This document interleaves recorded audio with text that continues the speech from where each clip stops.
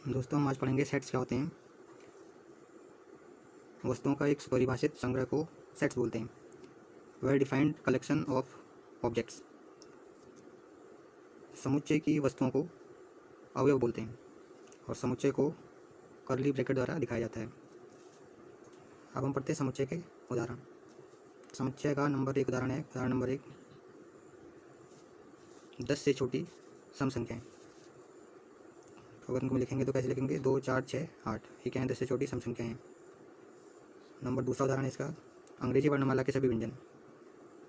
ये सभी क्या हैं? एक सेट का निर्माण करते हैं। अंग्रेजी वर्णमाला के सभी स्वर, ये भी एक सेट का निर्माण करते हैं। भारत की समस्त नदियाँ, ये भी एक सेट का निर्माण करती हैं, समुच्चय का निर्माण करती हैं।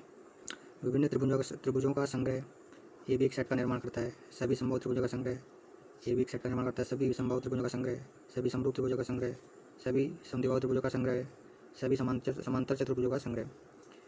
समुच्चय को अंग्रेजी वर्णमाला के कैपिटल लेटर में व्यक्त करते हैं, जैसे ABCD। यदि संख्या 2 किसी समुच्चय A में विद्यमान है तो इसे इस प्रकार लिखा जा सकता है। कैसे लिखा जा सकता है? 2 बिलोंग्स टू A, जहाँ ये साइन एप्सिलॉन या बिलोंग्स टू का इसका अर्थ होता है विद्यमान है या में है या बिलोंग्स टू। दोस्तों समुच्चय का निरूपण हम किस प्रकार करते हैं? इसकी 2 विधियाँ होती हैं। एक तो रोस्टर या सारणीबद्ध रूप है, जिसमें सभी अवयव पृथक पृथक लिखे जाते हैं, और दूसरा समुच्चय निर्माण रूप, सेट बिल्डर मेथड में अवयवों से संबंधित उस विशिष्ट नियम को लिखते हैं जो अवयवों को समुच्चय में समाहित करते हैं। उदाहरण के लिए, संख्या 20 को विभाजित करने वाली सभी प्राकृत संख्या, 20 से छोटी सभी प्राकृत संख्याओं का समुच्चय हम रोस्टर विधि से कैसे लिखेंगे? 1, 2, 4, 5 और 10। समुच्चय निर्माण विधि से हम इसे कैसे लिखेंगे? A = bracket start x such that x एक प्राकृत संख्या है जो 20 को विभाजित करती है। या इसको इस प्रकार लिख सकते हैं, A = ब्रैकेट में x such that x belongs to A, x divides 20। ये होता है समुच्चय निर्माण विधि। समुच्चय में किसी अवयव या एलिमेंट को रिपीट नहीं किया जाता है। अब हम पढ़ेंगे इसकी एक्सरसाइज नंबर 1.1।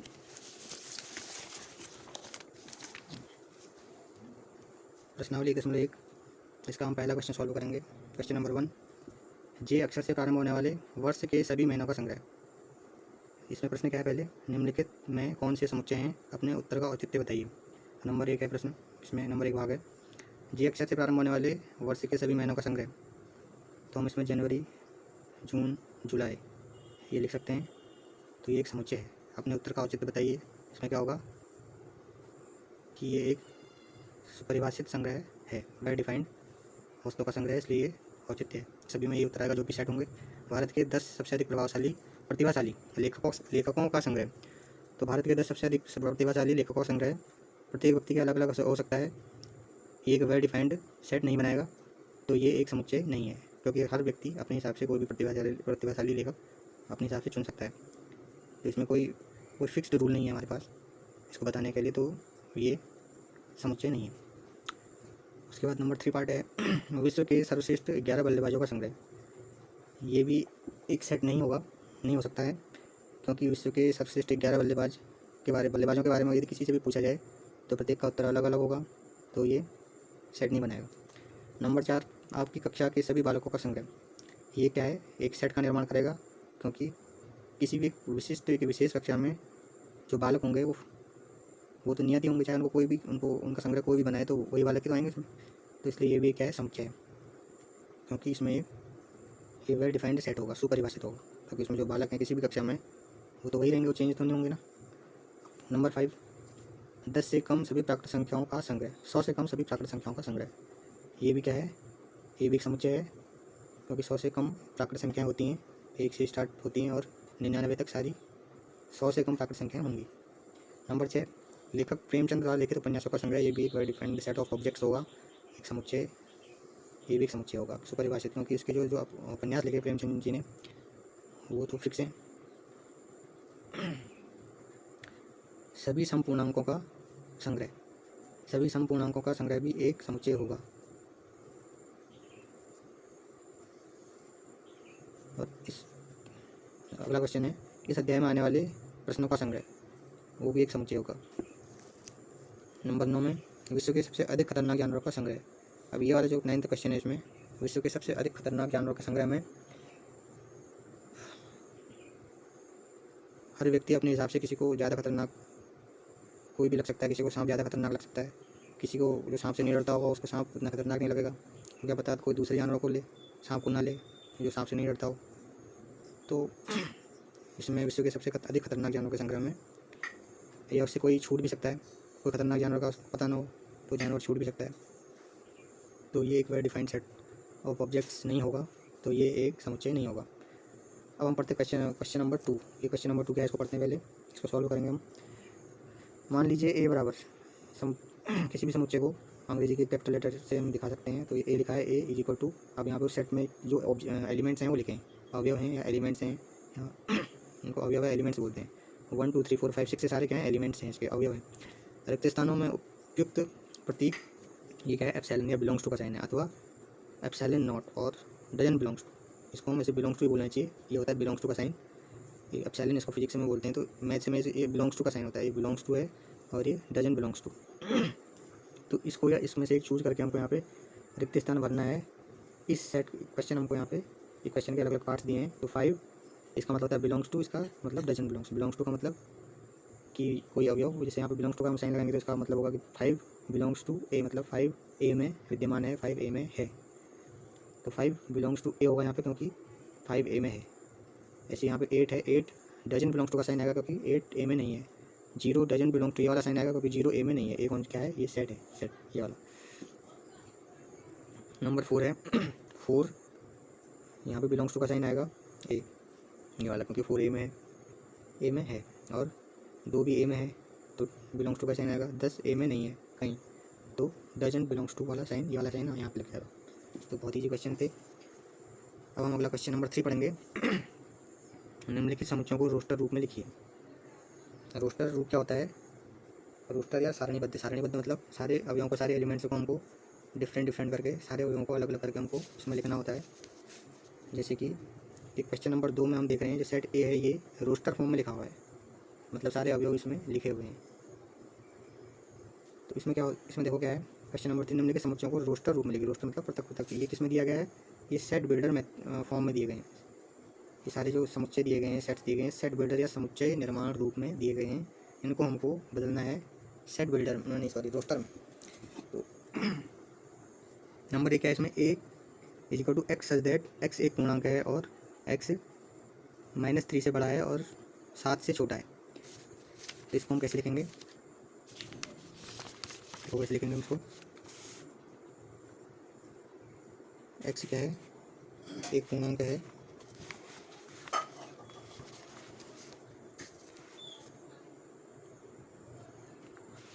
तो इसको हम ऐसे लिखेंगे, ए इज इक्वल टू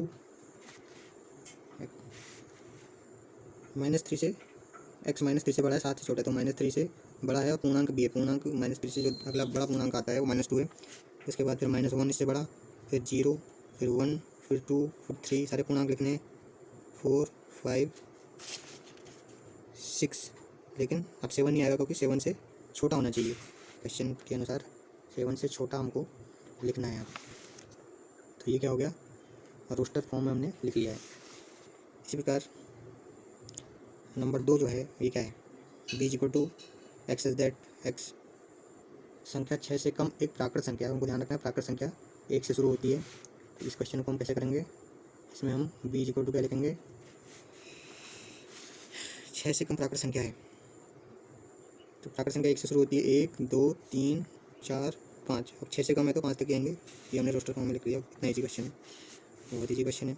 ऐसे क्वेश्चन नंबर 3 है, इसका थर्ड पार्ट है क्वेश्चन 3 का, C is equal to x that x 2 अंकों की ऐसी प्राकृत संख्या है जिसके अंकों का योगफल 8 है।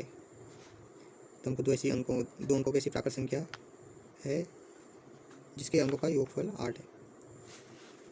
तो इसको हम कैसे करेंगे, इस क्वेश्चन को हम लेते हैं यहाँ पे, C is equal to, question number 1 part is second, अभी थर्ड वाला, 2 अंकों की ऐसी प्राकृत संख्या है जिसके अंकों का योगफल 8 है। तो 2 अंकों की सबसे छोटी प्राकृत संख्या क्या होगी जिसके अंकों का योगफल 8 होगा। 2 अंकों की होनी चाहिए। तो हम कहाँ से स्टार्ट करते हैं, हम स्टार्ट करते हैं 2 अंकों की सबसे छोटी संख्या पहले क्या होती है, 10 होती है। तो 10 में एक और शून्य को जोड़ेंगे तो 1 आएगा, तो ये तो हो नहीं सकती है। 11 में 2 आएगा, 12 में 3, 13 में 4, 14 में 5, 15 में 6, 16 में 7 है ना, 17 में 8। तो एक तो आ जाएगी 17। 17 में अंकों का फल 8 हो जाएगा, ये प्राकृत संख्या भी है। दूसरा उसे 18 में नहीं आएगा,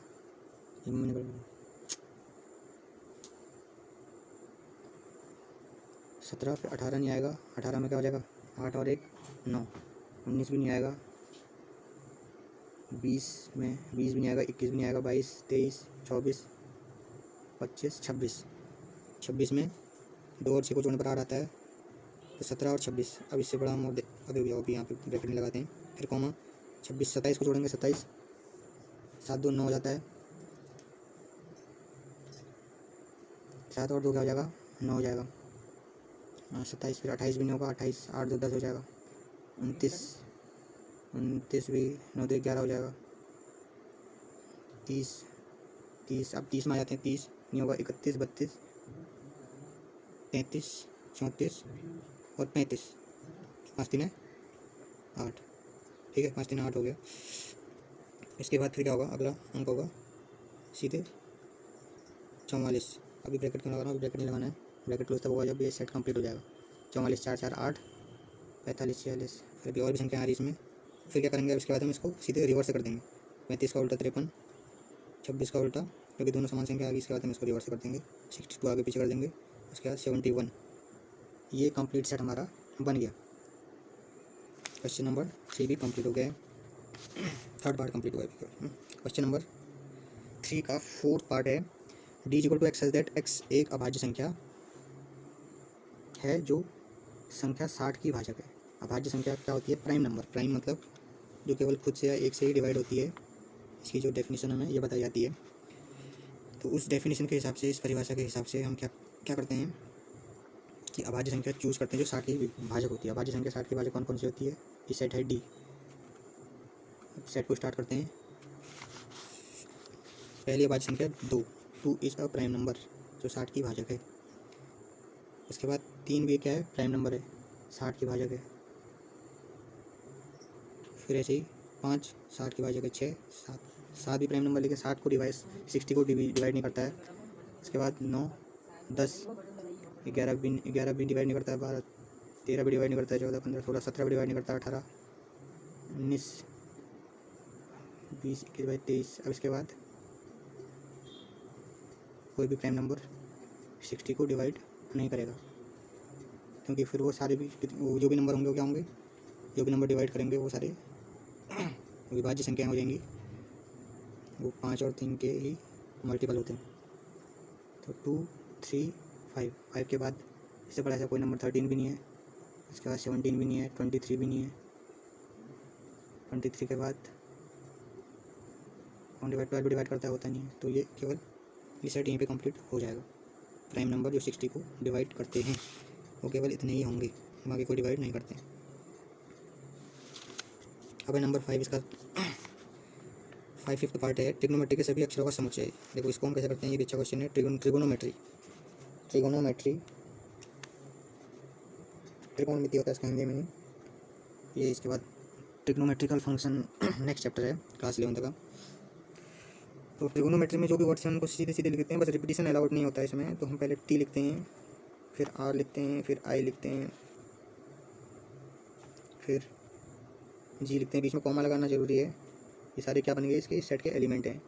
फिर ओ है, फिर एन है, सीरियल वाइज लिखते जाते हैं। अभी तक कोई रिपीटिशन हुआ नहीं है, लेकिन अब रिपीटिशन हो रहा है। ओ आ गया है तो ओ को हम दोबारा रिपीट नहीं करेंगे। फिर एम लिख देंगे,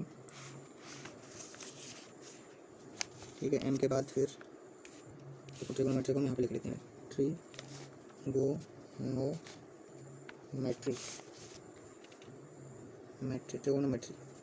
यहाँ तक तो हमने सीधे लिख लिए। इसके बाद ये रिपीटेशन हो रहा है तो इसको नहीं लिखेंगे। इसके बाद हम सीधे एम लिखा, एम के बाद फिर ई लिखेंगे, ई के बाद हम टी को नहीं लिखेंगे, टी हमने पहले लिख लिया है। आर को फिर नहीं लिखेंगे, आर लिख लिया है, अब सीधे हम लिखेंगे वाई। तो ये हो गया set of words of word trigonometry.